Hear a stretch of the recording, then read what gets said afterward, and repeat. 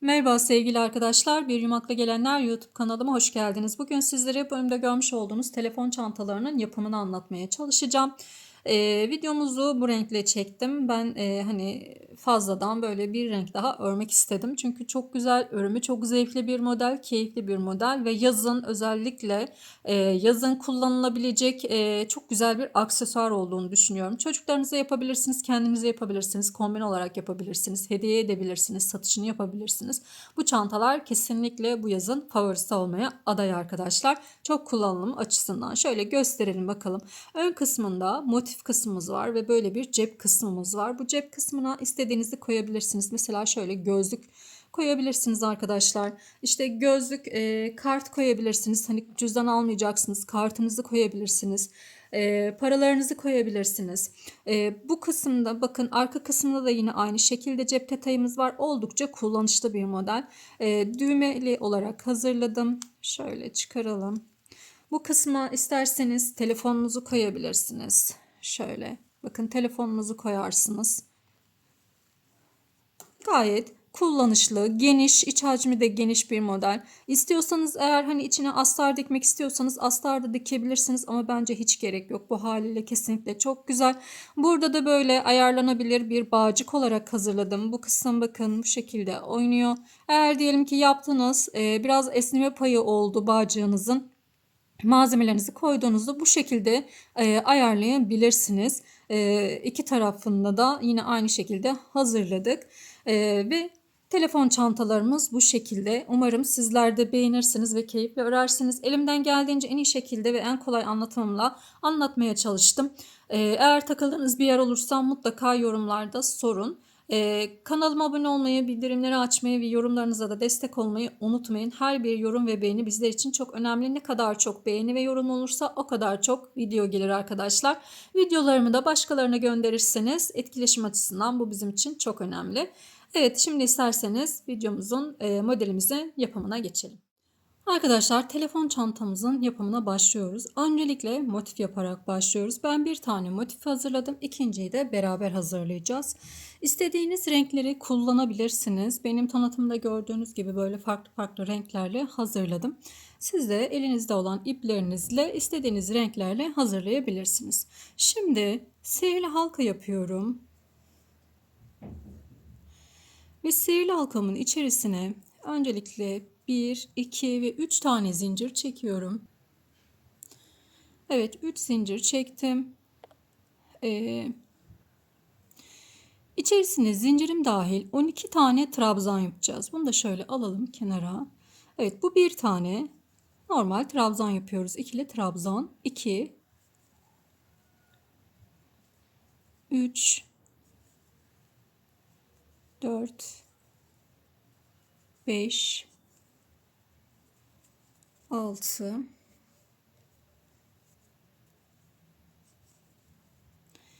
7, 8, 9, 10, 11, 12. 12 tane trabzanımı yaptım. Buradaki ipimi de çekip şu ortadaki açıklık olan kısmı kapatıyoruz.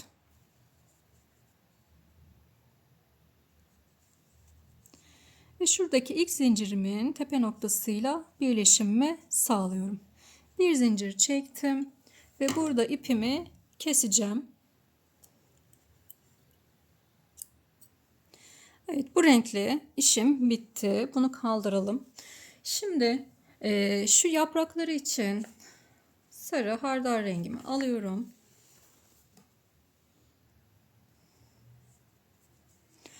Evet, herhangi bir yerden ipimi takacağım.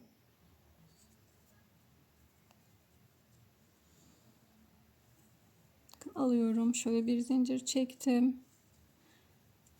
Böyle buraya bir sık iğne yapıyorum. Bu ipim iyice sabitlenmiş oldu. 3-4 tane zincir çektim. İpimi ikiye doluyorum. 2 kere doluyorum. Üçlü trabzan yapacağız burada. 2 kere doluyorum. Aynı yere batıyorum. Bakın 2 çıkardım. 2 çıkardım. Tığımda 2 tane var. Tekrar ipimi 2 kere doluyorum. Yanındakine batıyorum. 2 çıkardım. 2 çıkardım. Tığımda 3 tane var. Burada da 3 tane ilmeğim var. Hepsini tek seferde topladım. Şimdi 2 tane zincir çekiyorum. Hemen yanındakinden devam edeceğim. Yanındaki ilmekten. Bakın hemen yanındaki trabzanından devam ediyorum. Yine 2 kere doladım. Bakın 2 çıkardım.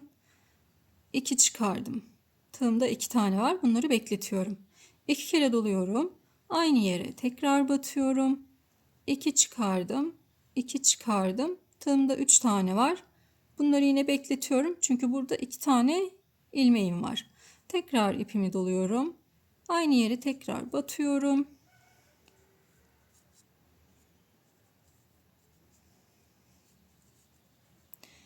2 çıkardım. 2 çıkardım. Tığımda 4 tane var. Şimdi bakın burada 3 tane ilmeğim olduğu için hepsini tek seferde çıkardım. 2 zincir. Hemen yandakine geçiyorum. 2 çıkardım. 2 çıkardım. Tığımda 2 tane var. Tekrar batıyorum. 2 çıkardım. 2 çıkardım. Tığımda 3 tane var. Burada 2 ilmeğim var. Batıyorum. Yine 2. 2. Tığımda 4 ilmeğim var. Burada 3 tane ilmeğim var bakın. Hepsini tek seferde çıkarıyorum. Evet. Burada toplamda 12 tane yaprak olacak. Altta 12 tane trabzanımız vardı. 12 tane yaprak olacak şekilde aynılarını yapalım.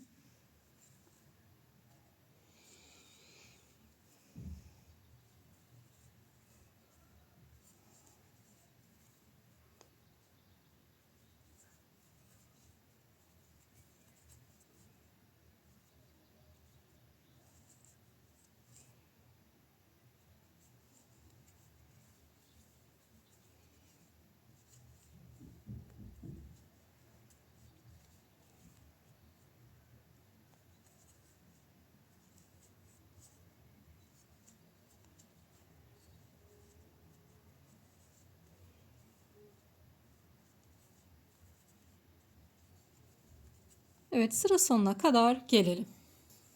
Evet, 12 tane yaprağımı hazırladım. Zaten sıranın da sonuna geldim. Şurada bakın zincirimi takip ediyorum ve tepe noktasıyla kaydırmamızı yapıyoruz. Arada 2 zincirimizi unutmadık. Şöyle bir zincir çektim ve bu ipimi de kesiyorum. Bu ipimle de işim bitti. Daha sonrasında şöyle birazcık düzeltin motifinizi. Şimdi şu yeşil kısmın yapımına geçeceğiz. Bunun için yeşilimizi alalım. İstediğiniz yeşil tonuyla yapabilirsiniz. Ben elimde bunlar vardı. Bunlarla yaptım arkadaşlar. Sizler istediğiniz tonlarla hazırlayabilirsiniz. Evet, şimdi yine herhangi bir yerden ipimi takıyorum.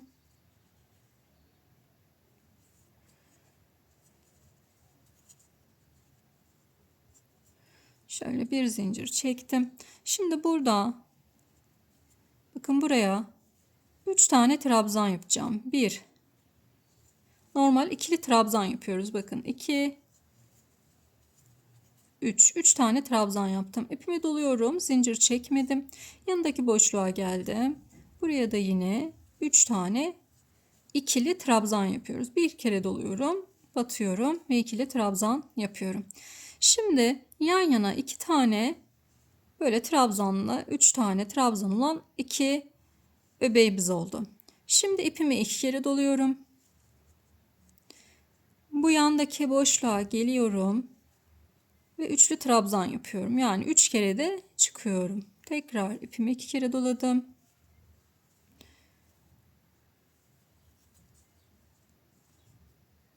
Motifimizi kare haline getirmemiz gerekiyor. O yüzden köşeler hazırlıyoruz arkadaşlar. Köşeleri de üçlü trabzanlar şeklinde hazırlayacağız. 2 zincir çektim. Tekrar aynı yere 3 tane trabzan yapacağım. Üçlü trabzan yapıyorum bakın. 2 kere doluyorum.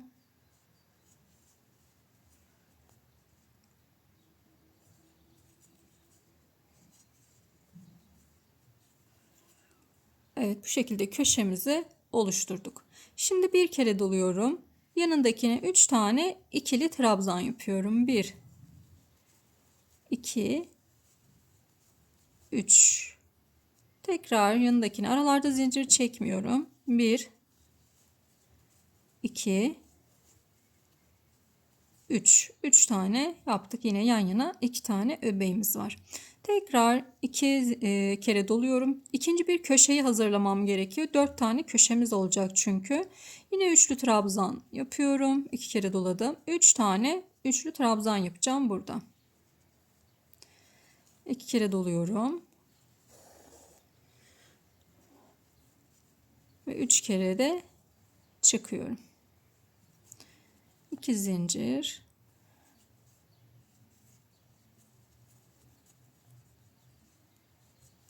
Köşeler hep üçlü trabzan arkadaşlar, köşelerde.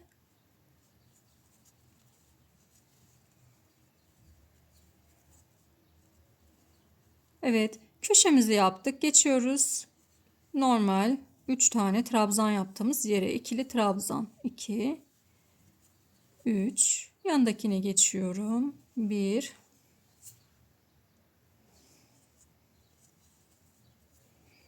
2, 3. 2 tane yaptım. Şimdi üçüncü köşemi hazırlayacağım. Yine 2 kere doladım. Üçlü trabzanlar yapıyorum. 3 tane. Evet, 2 zincir ve aynı yere tekrar 3 tane ikili trabzan yapacağım.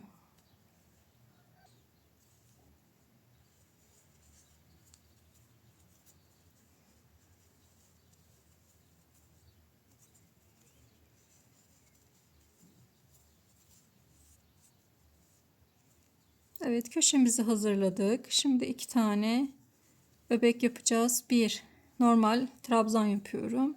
2, 3. 3 trabzanımı yaptım. Yanındakine de yine aynı şekilde 3 tane trabzan yapıyorum. Ve dördüncü ve son köşemizi hazırlayacağız şimdi. 2 kere doluyorum. Bu ipleri de arkalarda hep yürütüyorum arkadaşlar ki arka kısmında kötü bir görüntü olmasın. Daha sonrasında o fazlalıkları keseriz. Köşeler üçlü trabzan demiştik.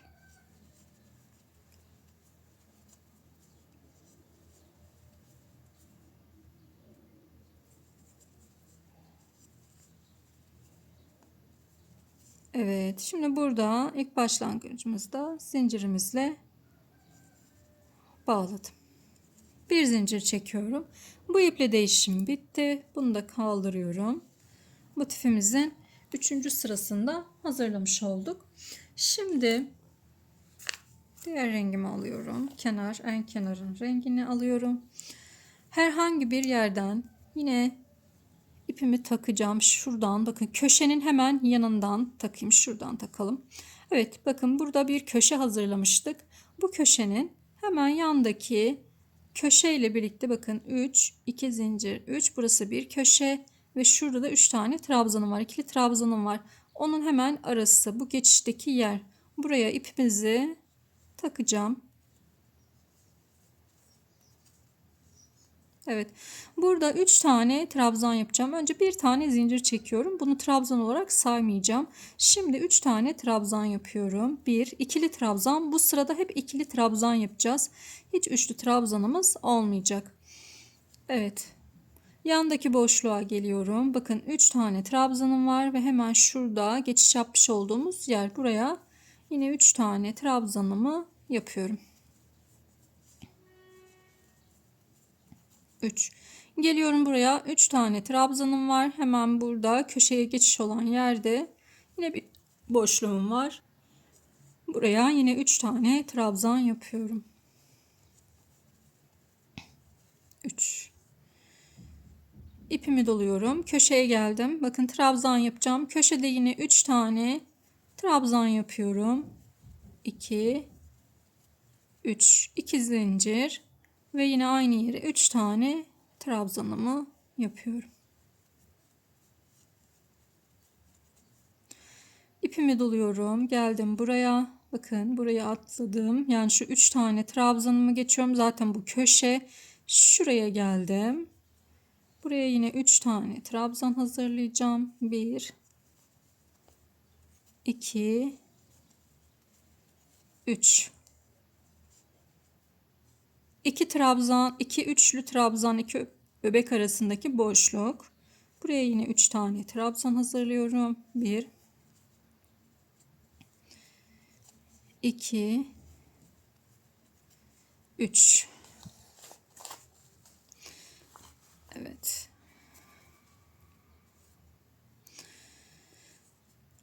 Şimdi buraya da yine aynı şekilde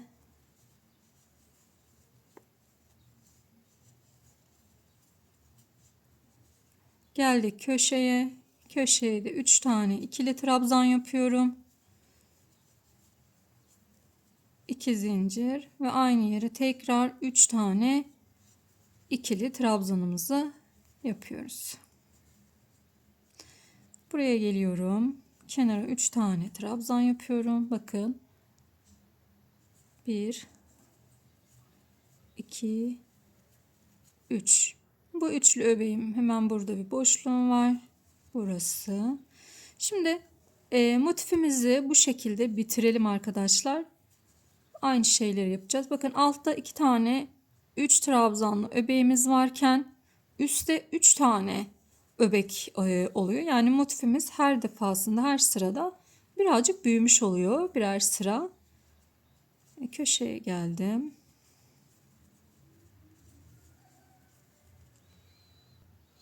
Sıra sonuna kadar geldim. Buradaki ilk zincirimin hemen tepe noktasıyla birleşim yapıyorum. Bir zincir çektim ve ipimi kesiyorum. Şimdi şu arkadaki iplerin hepsini gizleyeceğim arkadaşlar. Şöyle bunu iyice bir sabitleştireyim şu kısmı. Evet. Bunların hepsini kesiyoruz. Çünkü örgümüzün ön yüzü kadar arka yüzü de önemli. Böyle temiz olması gerekiyor. Bunu da keseyim. Kesmemişim. Evet. 2 tane motifimiz oldu. Zaten bu çantayı yaparken 2 tane motifimiz olması gerekiyor. Şöyle motiflerimizin de ölçüsünü sizlerle paylaşayım. Kaç santim olduğunu.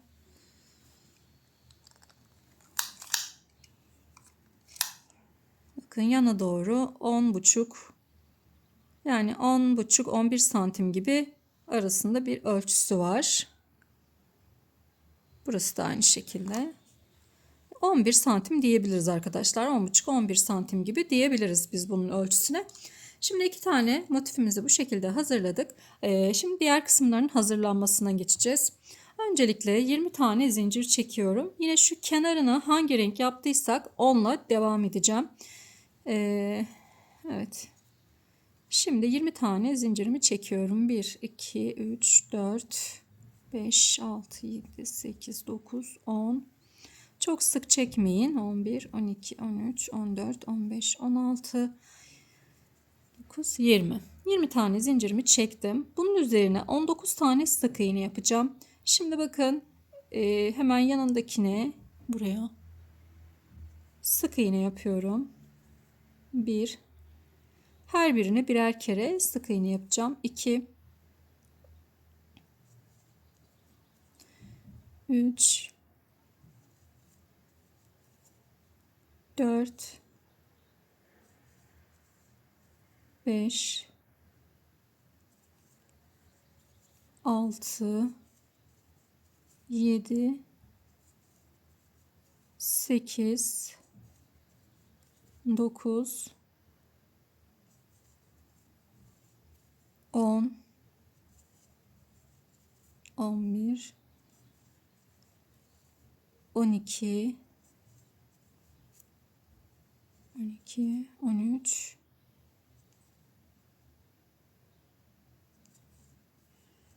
14, 15, 16, 17, 18 ve 19 tane sık iğnemi yaptım. Şimdi birazcık şöyle bakın koyduğunuz zaman hemen hemen eşit olması gerekiyor. Bunun üzerindeki böyle. Evet, döndürüyorum. 4 tane zincir çekiyorum. 1, 2, 3, 4. Bunu atlıyorum. Bakın dibini saymıyorum. Hemen dip kısmına. Yanındaki bir taneye atlıyorum. İkinci ilmeğime trabzan yapıyorum. Bir zincir. Bir tane atlıyorum. İkinciye trabzan yapıyorum. Bir zincir. Bir tane atlıyorum. İkinciye trabzan yapıyorum. Bir zincir. Bir tane atlıyorum. İkinciye trabzan yapıyorum.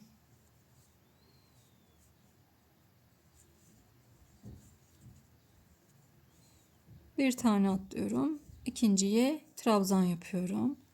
Sıra sonuna kadar bunu devam ettireceğim.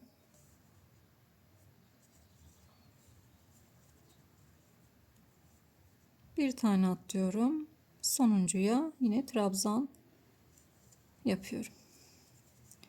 Evet, döndürdüm. Bir zincir çekiyorum. Şimdi sık iğne gideceğim. Hemen şöyle bakın dip kısmına, dibine bir tane sık iğne yapıyorum. Bir tane boşluğa 2. Bir tane bu trabzanın üstüne 3. Boşluğa 4. Trabzanımın hemen üst noktasına 5. Boşluk 6. Trabzanın üstüne 7, 8, 9, 10, 11, 12, 13, 14, 15, 16, 17, 18 ve bir tane de bu zincirimin üzerine batıyorum. Bakın bu şekilde 19. Evet. Döndürüyorum. 4 tane zincir çekiyorum. 2, 3, 4. Bakın bu dibini saymıyorum. Bunu atlıyorum bir tane. Hemen buraya. Zaten artık üst üste gelecek. Çok da saymanıza da gerek yok arkadaşlar. Bir zincir çekiyorum. Bakın hemen bunun üzerine gelecek. Bir tane atlamış oluyoruz. Trabzan aralarda hep bir tane atlıyorum. Bir tane atlıyorum. İkinci. Bir tane atlıyorum. İkinci. Bu kafesler şöyle baktığınız zaman hep aynı hizada devam edecek.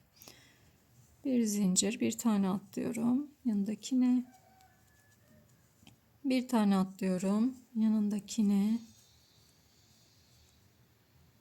Sıra sonuna kadar bu şekilde gidiyorum.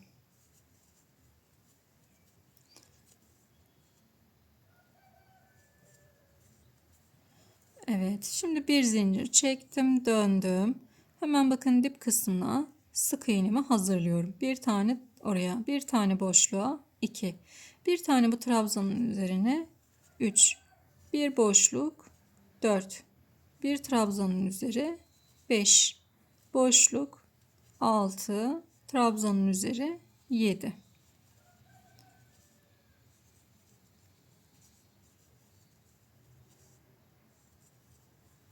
11, 12, 13, 14, 15, 16, 17, 18 ve bir tane de zincirime yapıyorum. 19. Döndürüyorum. 4 zincir. Bir tane atlıyorum. Bir zincir. Bir tane atlıyorum ve trabzan. Şimdi bu şekilde bir sıra kafes sırası, bir sırada sık iğne sırası olacak şekilde ilerleteceğim. Size kaç santim olacağını paylaşacağım. Bakın şöyle tuttuğum zaman aynı ölçüde arkadaşlar. Çünkü birleştireceğiz bunları. Aynı ölçüde olması gerekiyor. Şimdi ben kaç sıra ve kaç santim öreceğimi sizlerle paylaşacağım. Bitirdikten sonra muhtemelen şu boşluklar, yani şu kafes sıraları 10 tane olana kadar öreceğim arkadaşlar. Sonrasında ölçerim. Kaç santim olduğunu yine sizlerle paylaşırım. 2 tane öreceğiz bundan. Bir tane de kenarı için uzun bir parça öreceğiz. Onu da hazırlayacağım ben. Ama söyleyeceğim size nasıl yaptığımı. Çünkü gene aynı bunun gibi yapacağız. Hiçbir değişiklik yok. Gidişatı aynı bu şekilde olacak. Şimdi hazırlayalım, gelelim. Evet arkadaşlar, ben tamamladım parçalarımı. Bu beraber başlamış olduğumuz parçadan 2 adet yaptım. Öncelikle bunun ölçüsünü vereyim size. 19,5 19 santim diyelim. 19 santim gibi bir ölçüsü var bunun. Kenara doğru da 9,5 santimlik de kenara doğru bir ölçümüz var arkadaşlar. Şimdi bakın, motifimizin şu iki arada kalan kısımların ölçüsünü ölçüyorum. Burası da yine aynı şekilde 9,5 santim bu kısımda. Sadece şu iki artırma arasındaki kısım. Şöyle üzerine koyduğunuzda zaten eşitliği göreceksiniz. Bunun, bu alttaki parçanın bu motife eşit olması gerekiyor.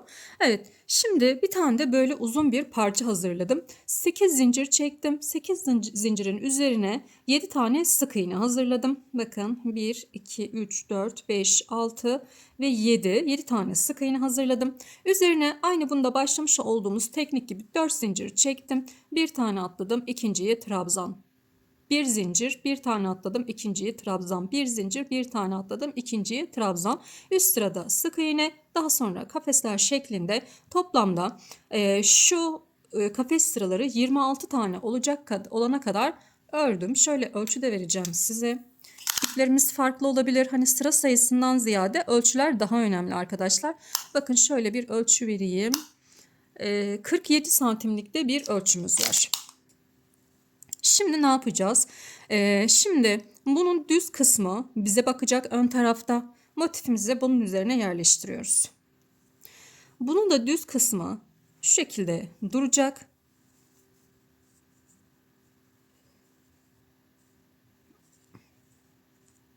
Şimdi bir dakika. Evet. Yani arka tarafta düz kısmı, düz kısmını nasıl anlayacağız? Bakın, en sondaki şu sık iğne sıralarının düz olan kısımları olacak arkadaşlar. Şimdi bakın, düz kısmı önden bu şekilde, diğer parçayı ters kısmı şöyle birbirine bakacak döndürdüğümüzde burası da yine düz olacak şekilde ayarlıyoruz. Bunu da yine bunun üzerine koyalım. Şimdi yapacağımız işlem şu. Bunları öncelikle şu parçaya, öncelikle bu motifimizi bu parçaya iliştireceğiz. Nasıl yapacağız bunu? Şöyle tam eşitliği sağlayalım. İsterseniz toplu iğnelerle, isterseniz ayrı açılarla arkadaşlar, şöyle renkli ayrı açılarla yapabilirsiniz. Yani nasıl arzu ederseniz, veya bir tel geçebilirsiniz, bir iple iğneyle tel geçebilirsiniz. Hani ben o şekilde daha rahat kaydırmadan yaparım derseniz o şekilde de yine yapabilirsiniz. Şimdi ben şöyle tam köşe noktalarını, bakın, köşe kısımlarına denk gelecek şekilde şöyle göstereyim. Burası köşe. Burada da yine denk gelecek şekilde birleştirdim. Yine bunun da köşeler denk gelecek şekilde bu tarafına birleştiriyorum. Şöyle göstereyim.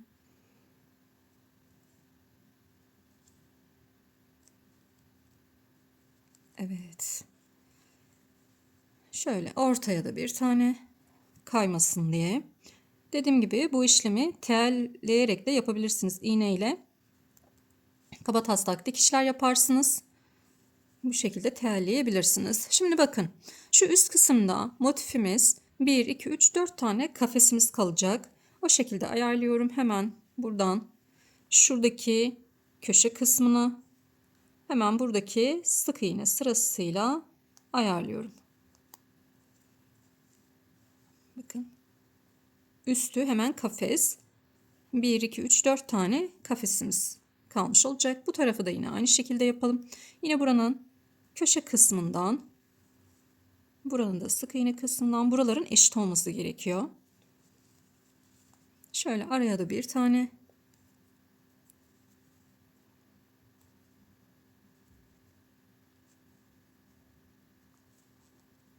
Evet. Bir tane de bu tarafa koyacağım. kayma vesaire olmasın diye bu işlemi yapıyoruz. Bunu tamam, bu. Şimdi geldik diğerine. Şimdi diğerinde de yine aynı şekilde ayraçlarımızla veya dediğim gibi elinizde hani neyiniz neyle yapıyorsanız yine ayraçlarımızı dökelim. Ne yaptık? Bakın köşeye alıyorum. Köşeye. Bunun köşesiyle birleştiriyorum.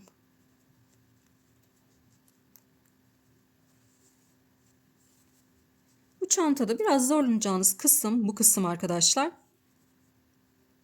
Onun dışında yani birleştirme kısmına birazcık belki zorlanabilirsiniz ama bu işlemi yaptığınız zaman hiçbir zorluk yaşamazsınız. Çünkü her şey yerli yerinde. Nereye batacağınız belli, ne yapacağınız belli. 1, 2, 3, 4 tane ayıracağım. Ne yapıyorum hemen? Öncelikle köşeleri yaparsak hiçbir zorluk yaşamayız birleştirirken. Bakın köşeden alıyorum. Buradan da sık iğne sıramı. Yine köşeden alıyorum. Buradan da sık iğne sırasından alıyorum.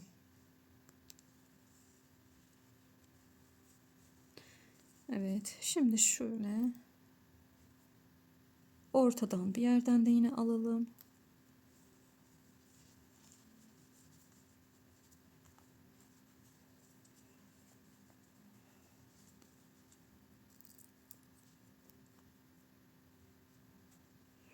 Evet, bunu da yine aynı şekilde yaptık. Döndürüyorum. Bunu bunun üstüne koyuyoruz. Şimdi bunların ikisini birbirine eleceğim arkadaşlar. Yine köşelerimizde işaretleyicilerimizi takalım. Hemen başlangıç noktalarına.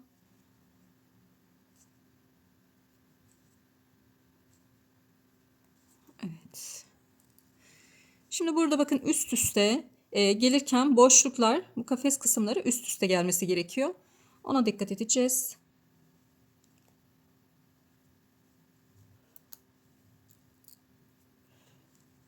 Herhangi bir atlama olmaması gerekiyor. Şimdi bakın bunu buradan alıyorum.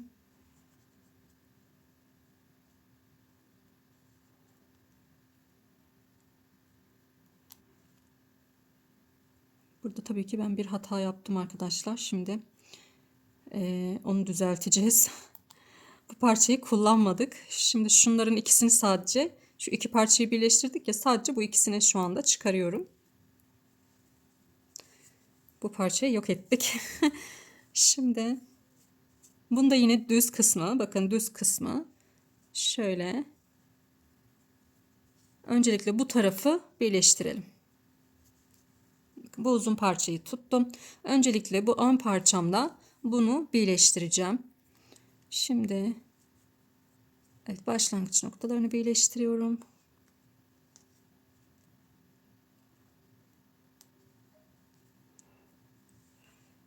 Yine bakın eşit olsun diye iyice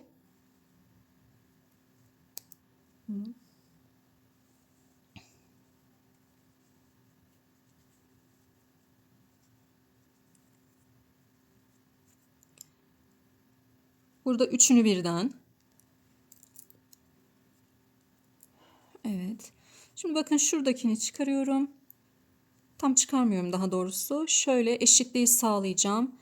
Kareler, kafesler üst üste gelmesi gerekiyor. Ona özen göstereceğiz. Burada yapmamız gereken bu. Bakın kafes. Bu şekilde kafesleri eşitleyeceğiz. Bunu karşı taraftan geçirdim. Kafesleri eşitliyoruz.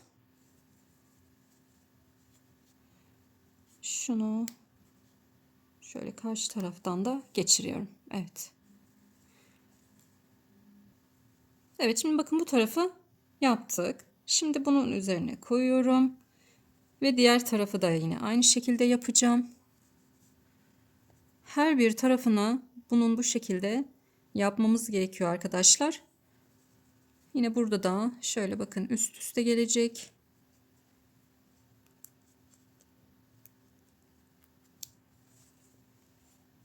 Kenarıyla birlikte. Sanırım hani olayı anladınız diye düşünüyorum. Bunları böyle üst üste getiriyorum.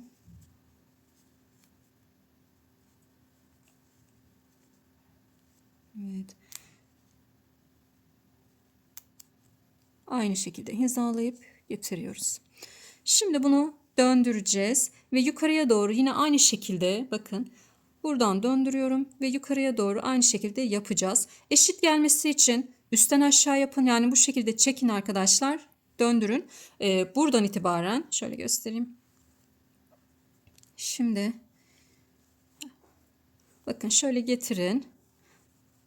Burada tam köşeden itibaren yine aynı şekilde işaretleyerek bu alt kısma kadar gelin. Şimdi işaretlerimizi takalım, birleştirmeye geçelim. Evet, her tarafını bu şekilde yaptım. Bakın işaretledim. Şimdi birleştirme sırasına geldi. Şuradan birleştireceğim. İpimi de takayım. Düğüm yapacağım ipimi.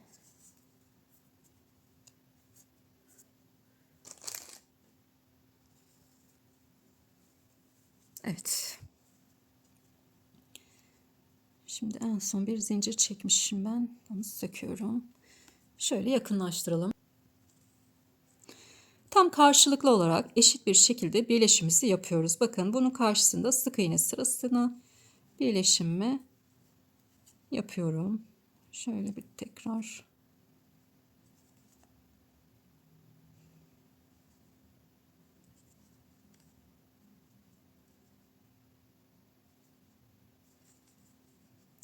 Bir içinden çıkardım. Bir zincir çektim ve aynı yere tekrar birleşimimizi yaptım. Şimdi geldik. Bakın boşluklar, kafesler. Kafeslerin içerisine de bir, iki tane sık iğne yaptım. Şu sık iğneli sıralara bir tane sık iğne yapıyorum. Kafeslere karşılıklı kafeslerimiz eşit olacak. Bir, iki tane sık iğne yapıyorum. Sık iğnenin üzerindeki sıraya bir tane, şunları da yürüteceğim. Evet. Bir tane. Boşluğa da iki tane. Bir, iki.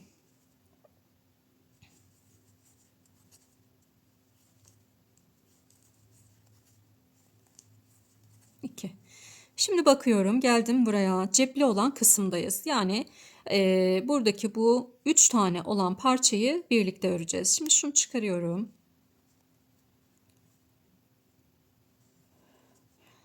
Önce buradan alıyorum. Daha sonra bakın aradaki ikinciden alıyorum ve üçüncüden alıyorum. Bunlar sık iğne sıralarımız. Yaptık. Şimdi geldik yanındakine. İlmeğimi batıyorum. Burada boşluktayım. Burada da boşluktayım. Tekrar ilmeğime batıyorum ve boşluktan gideceğim. Bakın burada boşluktayım. Burada da boşluktayım. Yani yine boşluklara ikişer kere devam edeceğiz. Şimdi buradan bunu batıyorum. Bakın sık iğne sırası ve karşısında sık iğne sırası. Yine buraya batıyorum. Boşluk ve boşluk. Böyle hep elinizle alın arkadaşlar. Çünkü arada kaynamasın alt sıra. Yine boşluk. Evet. Buradaki ilmeğime batıyorum. Şunu da çıkarabilirim. Beni engellemesin.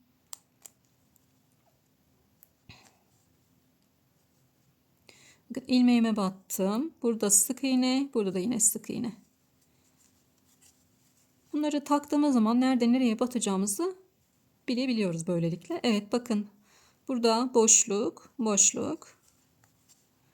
İlmeğime batıyorum. Yine boşluk ve yine boşluk. Evet, bunu bu şekilde birleştireceğiz ve buraya kadar geleceğiz.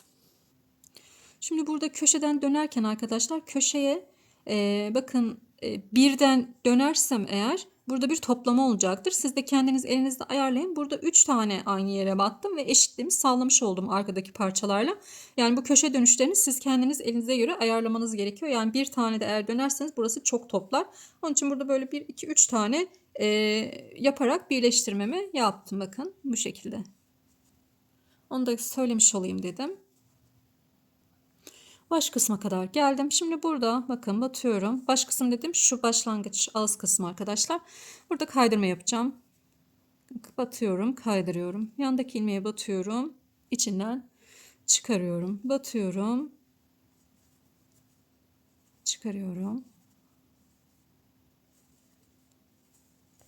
Bu ağız kısmının birazcık toparlanmasını sağlayacak.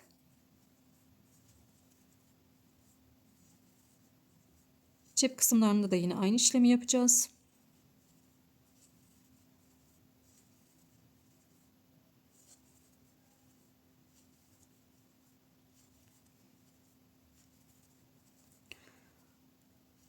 Evet. Şöyle bir zincir çektim. İpimi kestim. En son bu ipleri gizleyeceğiz arkadaşlar. Şimdi şuradakini keseceğim. Evet. Ön kısmını, bakın bu kısmı hazırladık. Şimdi diğer tarafını yine aynı şekilde yapacağım. Buradan başlayacağım. Burada size ben köşe dönüşünü göstermek istiyorum. Oraya kadar gelin, bu köşe dönüşünü beraber yapalım. Belki orada bir bocalayabilirsiniz. Hani nasıl yapacağım diye. Şimdi o kısma kadar, şu köşeye kadar gelelim. Şimdi geldik köşe kısmına. Şuradan, köşeden. Bakın köşe kısmından alıyorum. Bir tane şu boşluktan geçtim. Yine bir boşluktan daha geçiyorum. 2. Tekrar köşeye battım. Buradaki ortadaki köşeye battım ve buradaki sık iğneye battım. 3 tane yapmış oldum. Şimdi devam ediyorum.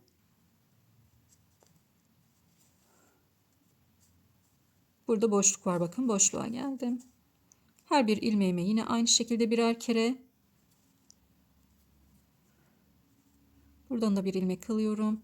Şu aradakini unutmayın. Bakın burada 3 katlı. 3 katı da unutmayın. Evet. Burada böyle üçer tane yaptığımızda herhangi bir toplama olmayacak. Burayı da yine aynı şekilde yapacağız arkadaşlar. Sonra bitişe gelelim. Evet, yine ağız kısmına geldik. Yine ağız kısmını kaydırmayla birlikte bitiriyorum. Bakın. Batıyorum. İçinden çıkarıyorum. Batıyorum. İçinden çıkarıyorum. Evet. Bu şekilde cep kısımlarını da şu ağız kısımlarını yapalım iki tarafın. Sonrasında bağcık kısmıyla devam edeceğiz. Evet, tamamladık. İplerini temizledim. Bakın gayet güzel bir görüntümüz oldu. Şimdi bu bağcık kısmın ağız kısmındaki düğme detayı için düğme iliğini hazırlayacağız. Şöyle yeşil ipimi aldım. Ben şu arada kullanmış olduğum ipimi aldım. Onunla birlikte 19 tane zincir çekeceğim. 1, 2, 3, 4, 5, 6, 7, 8, 9, 10, 12, 13, 14, 15, 16, 17, 18 ve 19. 19 tane zincirimi çektim. 1, 2, 3, 4, 5, 6 ve 7.'ye şöyle bir kaydırmayla önce bir yapalım. Yanındakine de kaydırma yapıyorum.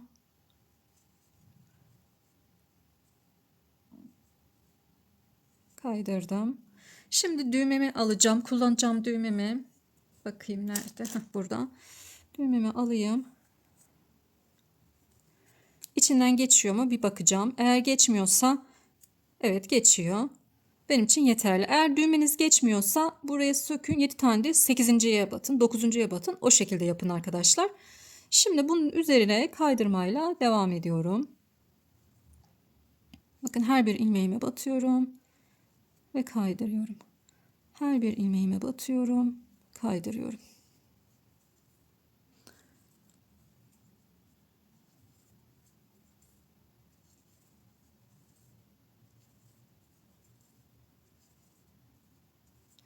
Bir zincir çektim, döndürdüm. Şöyle bunu batıyorum. Sık iğne yapıyorum. İkinci sırada batıyorum. Bakın batış yerlerimizi şöyle göstereyim. Şu kısımlar. Sık iğne yaptım.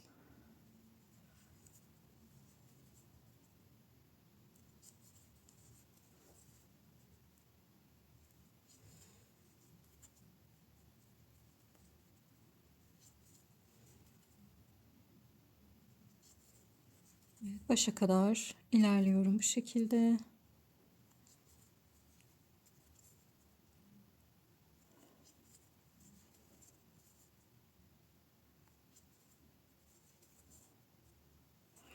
Şimdi bu halkanın içerisinde yine sık iğne ile tamamlayacağım.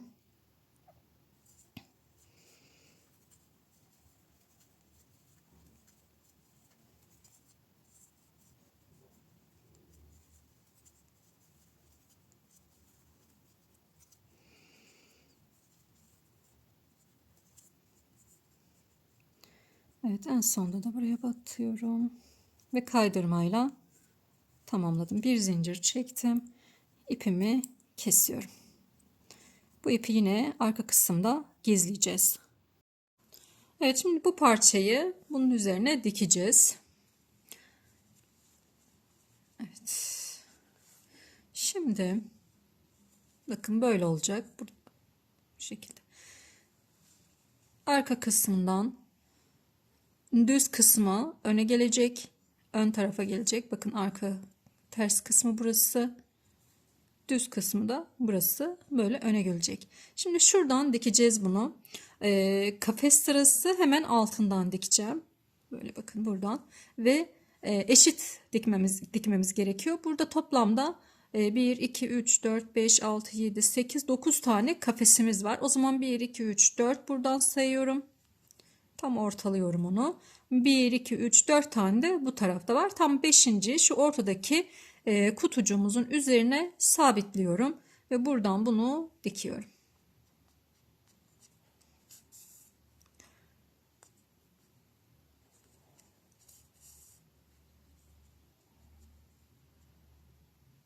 Üstten gözükmesin ipiniz. Ona dikkat edin. Ben şöyle bir tutturacağım. Sonra iç kısımdan ilmeklerden alacağım. O yüzden bu şekilde yaptım.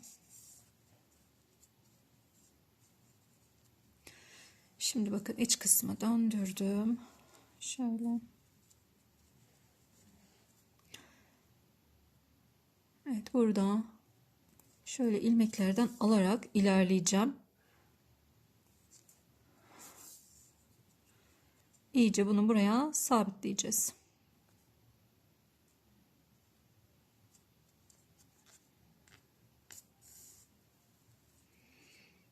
Kopmaması gerekiyor. Ona dikkat edelim.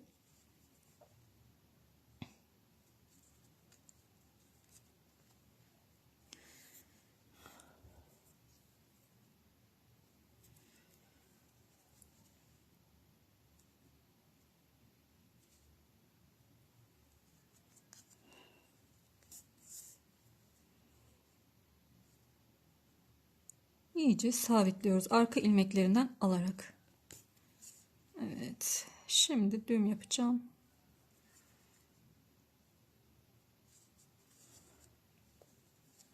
Bakıyorum. Bakın iyice buraya oturdu. Şimdi şöyle ilmeklerin aralarından geçerek ipimin sökülmesini engellemek için şöyle ilmeklerin aralarından geçiyorum arkadaşlar. İpim sökülmesin diye. Birkaç tur daha şöyle atacağım. Tamamdır. Şimdi düğmemizi de dikelim.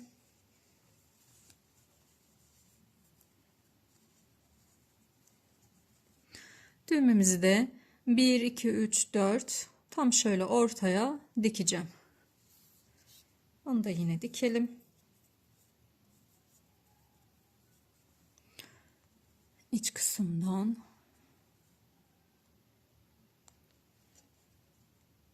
ince bir iğne alayım. Evet, ben düğmemi taktım arkadaşlar. Diktim buraya bu şekilde. Şimdi bakın ilmeğimizi de kapatıyoruz. Ve hazır.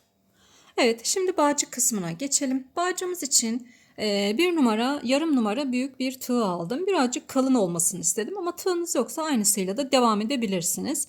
Şimdi buraya şöyle bir sabitleme zinciri çektim ve daha sonrasında 2 tane daha zincir çekiyorum.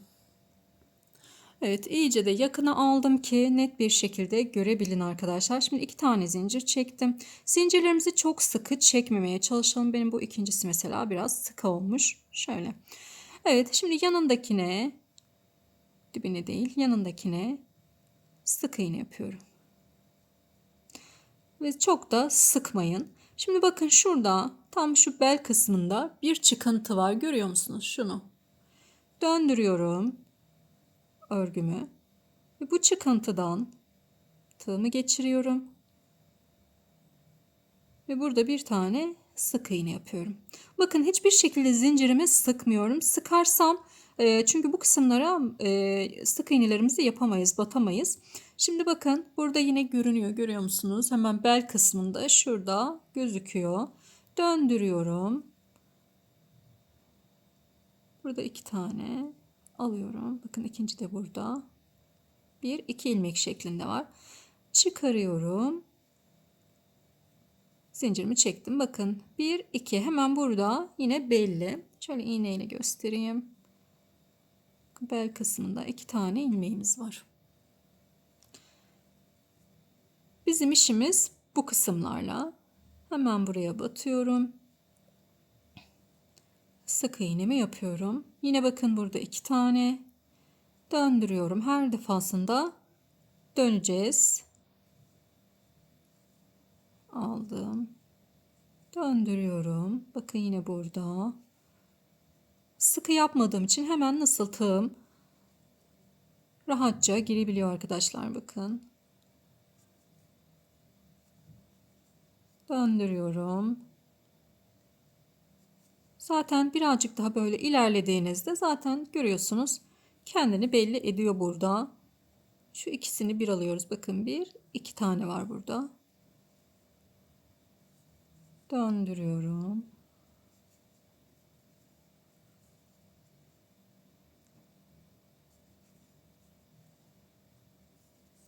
Döndürdüm. Şimdi bu şekilde ilerleyeceğiz. Anlaşıldı sanırım. Bakın böyle de bir görüntümüz olacak.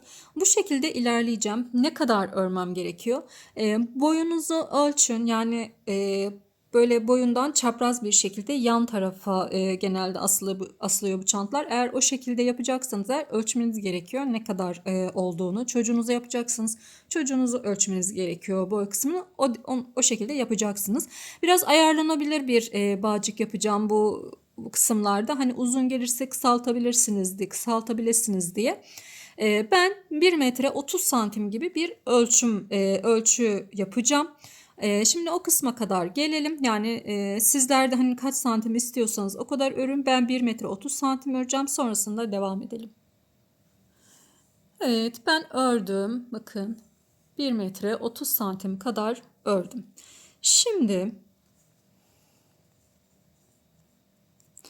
öncelikle şu kısmına bir tane düğüm atacağım ben. Şöyle bir düğüm atalım.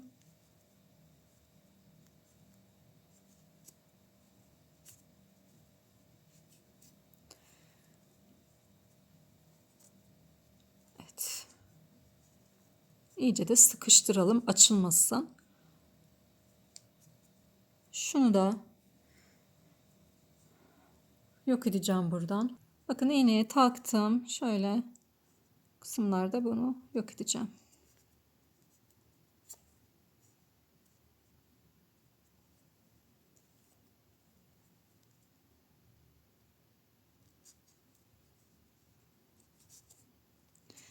Şimdi keselim. Evet. Şimdi bunu bakın şu kenar kısmını yapmıştık ya üçlü şekilde. Bunun hemen ortasından takıyorum iç kısma. Geçirdim. Şimdi diğer tarafı da yine aynı şekilde yapacağım. Bu çantanın sapının düz olmasına, taktığınızda şöyle düz olmasına dikkat edin. Bakın elinizle böyle ala ala yapın arkadaşlar. Evet. Şimdi burada da yine bir düğüm atacağım yine. Aynı şekilde.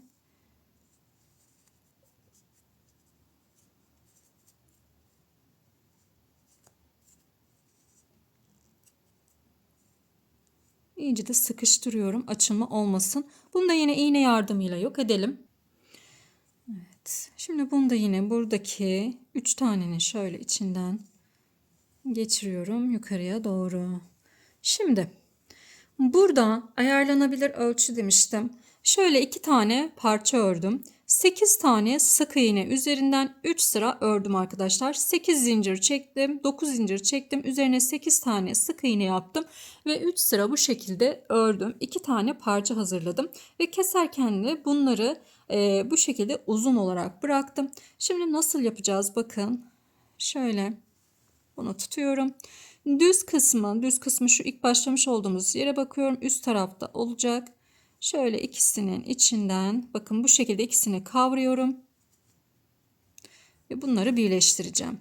Öncelikle yine ipimi iğneme takıyorum. Nasıl birleştireceğim onu da yine paylaşacağım. Şöyle. Evet.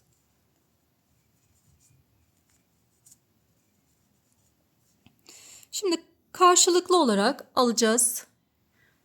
Bakın yakın mı görebiliyor musunuz? Evet. Şimdi karşılıklı ilmeklerden alacağız. Hemen karşısındakinden geçtim. Daha sonrasında bakın bu şekilde değil de hemen iç kısmından bu taraftaki parçanın sıradaki ilmeğinden geçtim. Daha sonra yine karşıdakinin sıradaki ilmeğinden geçiyorum. Yine buradan bu şekilde geçiyorum. Bu şekilde yaptığımızda dikişimiz daha güzel gözükecek.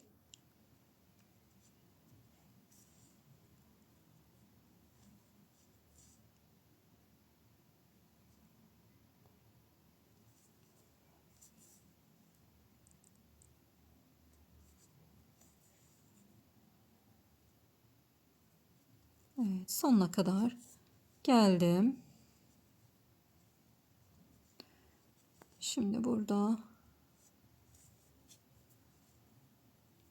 bunu da şöyle arada yürütelim.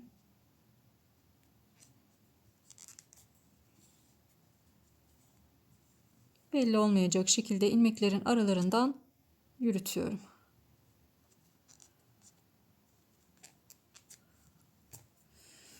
Evet.